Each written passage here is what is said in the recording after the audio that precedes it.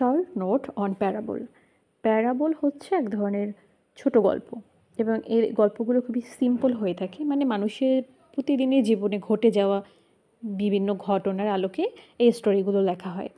তবে এই স্টোরির মূল উদ্দেশ্য হচ্ছে মরাল অর স্পিরিচুয়াল লেসন, এবং এই গল্পগুলো আমরা রিলিজিয়াস টেক্সট এবং টিচিংয়ে পেয়ে থাকি। এবং বলা হচ্ছে parables use familiar scenario to convey deeper meaning and ethical principle. এখানে আরও একটা ডেফিনেশন দেওয়া হয়েছে, দুটোর মধ্যে যে কোনো একটা দিলেই চলবে। বলা হয়েছে সাকসিংক্ট ডিডাক্টিক স্টোরি, মানে খুবই ছোট এবং এটাকে শিক্ষামূলক গল্প বলা হয়।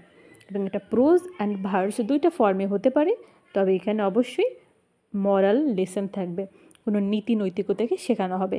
এটা আবার ফেবল থেকে ভিন্ন। ফেবেলেও কিন্তু এটাই হয়,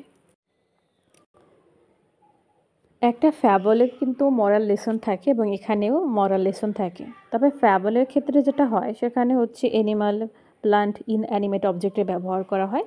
তবে এইখানে মানে প্যারাবলের ক্ষেত্রে ক্যারেক্টারগুলো হবে হিউম্যান। তো আমরা ক্যারেক্টারিস্টিকগুলো দেখি। সিম্পলিসিটি, এটা হচ্ছে প্রধান বৈশিষ্ট্য, মানে এটা শর্ট হবে, সিম্পল হবে, তাই সিম্পলিসিটি হচ্ছে একটা বৈশিষ্ট্য।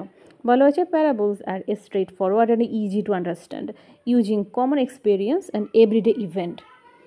মোরাল ইন স্পিরিচুয়াল লেসন, এটা হচ্ছে একটা ফিচার। এটার প্রাইমারি পারপোজই হচ্ছে কোনো কিছুকে টিচ করা, মানে শেখানো, কোনো প্রিন্সিপাল, এবং বিশেষ করে এখানে মোরাল এবং স্পিরিচুয়াল ক্ষেত্রে। ক্যারেক্টার হিসাবে এখানে হিউম্যান ক্যারেক্টার থাকবে, ফেবলের মতন নয়।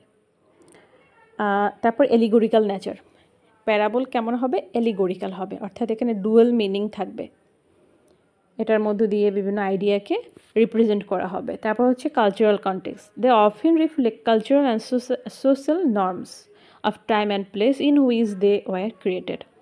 যে সময়টায় লেখা হয়েছে এই প্যারাবল, সেই সময়ে ওই সমাজ, ওই সময়টাকে বা ওই সময়ের যে কালচার, এগুলোকে এখানে রিফ্লেক্ট করা হয়। তারপর হচ্ছে ওপেন টু ইন্টারপ্রিটেশন, যদিও এখানে একটা ক্লিয়ার লেসন দেওয়া হয়, তবে প্যারাবলকে রিডার্সরা বিভিন্নভাবে ব্যাখ্যা করতে পারে, আরও অনেক ডিপের মিনিং এখানে বের করতে পারে। প্যারাবলের কিছু উদাহরণ হচ্ছে the parable of good Samaritan, Christianity teaches the lesson of compassion and helping others regardless of their background, মানে প্রত্যেক ব্যক্তিকে হেল্প করার একটা লেসন এখানে দেওয়া হয়, মানুষের প্রতি সহানুভূতিশীল হওয়ার লেসন এখানে দেওয়া হয় এই প্যারাবলের মধ্যে।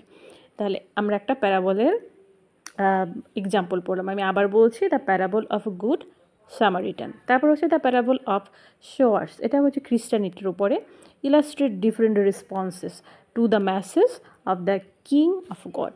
এরপরে the parable of the mustard seed, এটাও খ্রিস্টানিটি নিয়ে, show how something small can grow into something significant, ছোটো কিছু থেকে কীভাবে খুবই তাৎপর্য একটা বিষয় হতে পারে সেটা এখানে দেখানো হয়।